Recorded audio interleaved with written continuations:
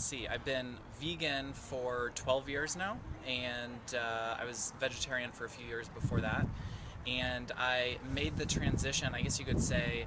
I was always born loving animals and always felt wrong to see animals being mistreated. But it was a mall event where there was a local animal protection organization that had a booth set up, and I picked up literature on factory farming, and I became sick to my stomach. It felt totally wrong to me, and I decided that if I wouldn't abuse animals in the way that animals are treated in food production, then I really shouldn't be paying individuals or companies to do that on my behalf, and made the transition after that. So that I was 11 when I went vegetarian, and then 15 when I was vegan. and how I am fortunate enough to have parents that are pretty lenient and always allowed me and my sister to make decisions on our own. And this is something that I think they sort of watched from a distance, thinking that it may be a phase. And then they started learning more about it and were pretty supportive. They consider it to be a healthy diet.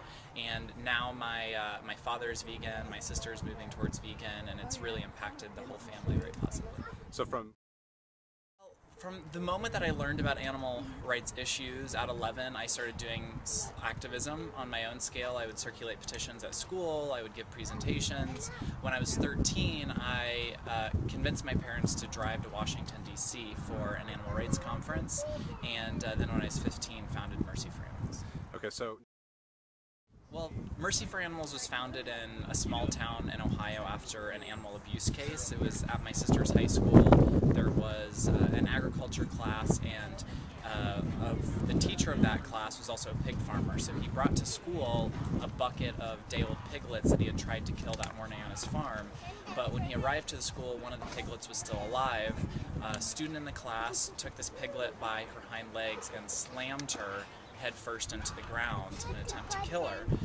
This piglet didn't die. She was in horrible shape. One of the other teachers in the class found out about this incident, took the dying piglet out of the school, went to a vet, had the animal euthanized, and then worked to have charges filed against this teacher and student that were involved in this act. It went to court, surprisingly, and all the charges were dismissed. It was considered standard agricultural practice to kill piglets in this way.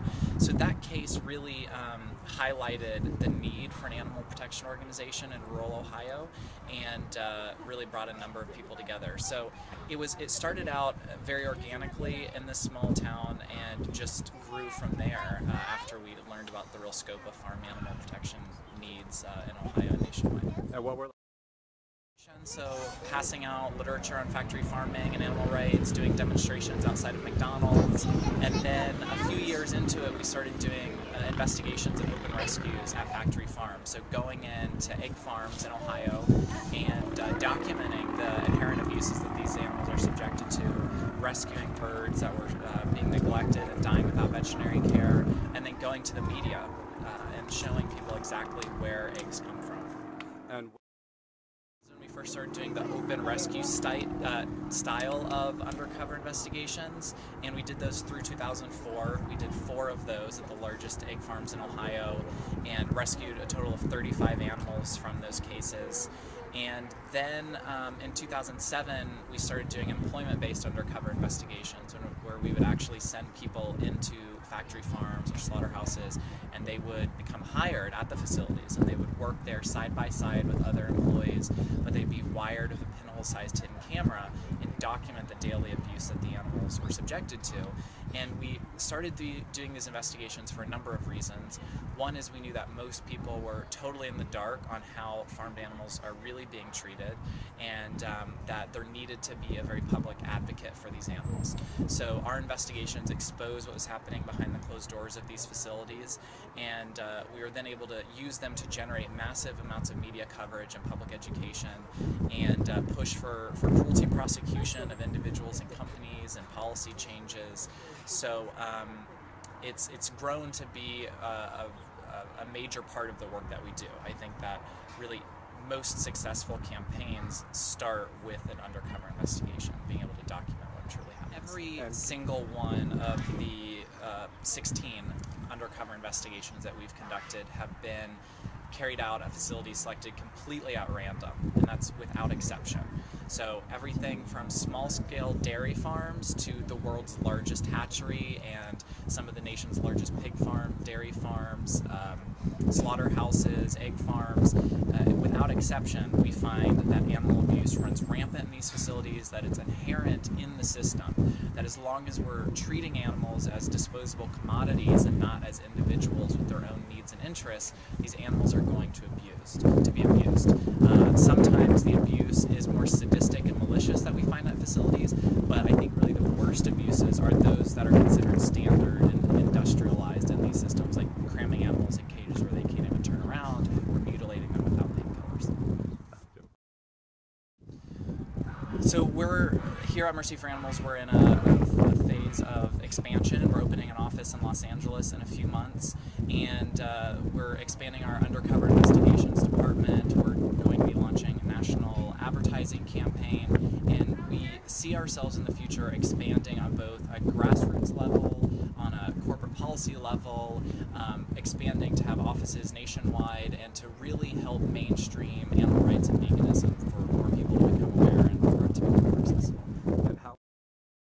Yeah, so Farm to Fridge is a documentary that we put out earlier this year. It's just 12 minutes. It's narrated by James Cromwell, who is the star of the movie Babe, and it is a hard-hitting look at how animals are raised and killed for food. So it goes over the life and death of cows, pigs, chickens, turkeys, and fish, and really confronts the way that our society abuses and neglects and exploits these animals. And the film has been viewed now over 3 million times online, and we just finished a cross-country tour with a van affixed with huge TV screens. It went to over 40 cities. It was 12,000 miles, and that tour really stopped people in their tracks to stop and confront the way that these animals are being treated. And as we found, most people have no idea the abuse that goes into every hamburger or hot dog that they consume. And the tour also generated a lot of public awareness through mainstream media to these issues. Use Farm to Fridge in their activism. You can watch it online at meatvideo.com. You can order a free DVD through us. You can download the video online. We have the 12-minute version and a 4-minute version, so you can use those through public education campaigns. So setting up exhibits and airing it there, or forwarding the link on through Facebook to your friends. We've heard from people that have been in the animal protection movement for years who say that their families just never got this issue, but they posted the video on Facebook, and now their friends and their family are going vegetarian and vegan. So we see the power of that.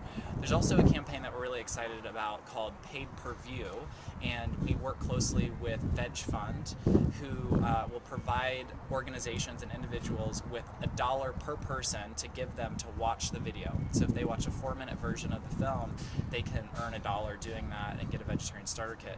And what we're finding is that people are walking away forever changed. Many of them donate the dollar right back, but it's an interesting, proactive, grassroots activism tool that is really changing and saving lives. And I think that living a vegan diet is really the best thing that we can do to put our ethics on the table, to live the values that so many of us hold dear, like being fair and kind to others. And in this case, others are farmed animals. These are probably the most abused and neglected individuals on the face of the planet, even though we don't see them and see their suffering, and though few of us can really relate to farmed animals, the reality is that they suffer in much the same way that we do, or that dogs and cats do, and they deserve that same amount of consideration.